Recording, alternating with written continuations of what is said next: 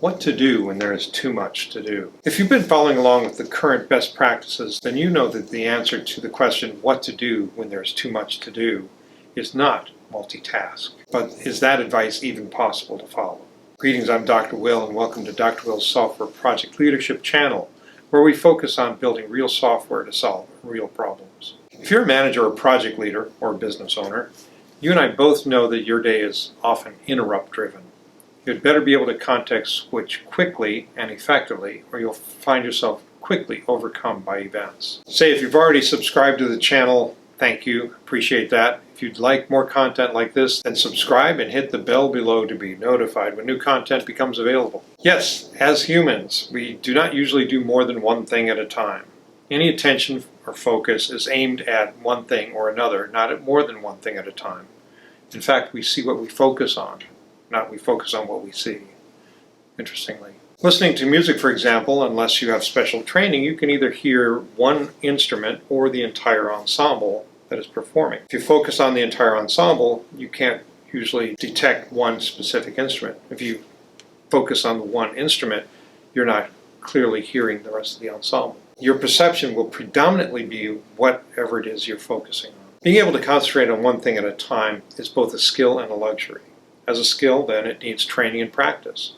The curse of modern media, beginning with radio and TV in the last century, and exacerbated by the internet and especially intellectually toxic apps is that it has dragged the attention span of the average user or the average human being down to that of a goldfish, like 3 seconds. So for training your ability to concentrate, I advocate playing competitive chess or working up to it. Competitive over-the-board games can last well over 3 hours. That's 3 hours of focused concentration on one thing. If you've never done it before, try it.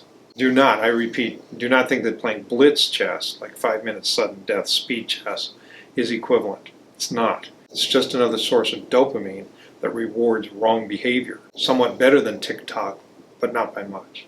Okay, it's a skill, needs training, but how is it a luxury? Actually, for your development team or your technical team, knowledge workers in general, it's not a luxury, it's a necessity. If you hope to have a successful team, then they must be afforded the opportunity to focus on their tasks without interruption.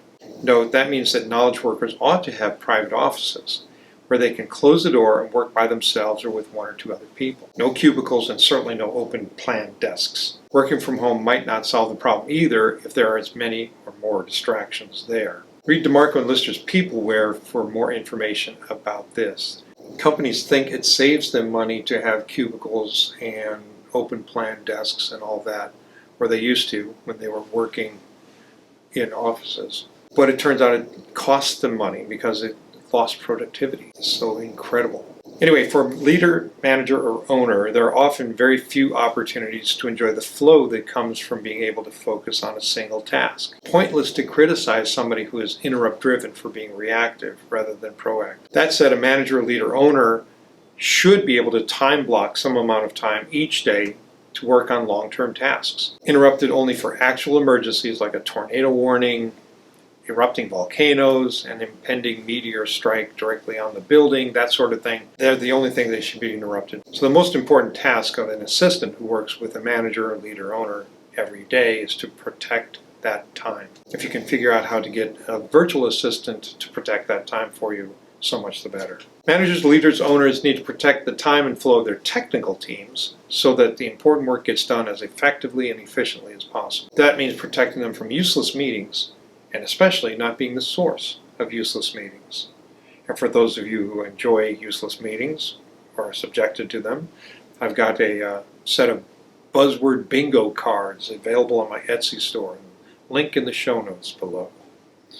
This channel is dedicated to helping software projects succeed, not just in the short term, but in the long. So if you'd like more content like this, be sure to subscribe and hit the bell below to be notified when content becomes available. Also, if you have any questions, concerns, or issues, be sure to put them in a comment and I will answer them at a later date. That's it for me, for you for now. Have a great day and a week.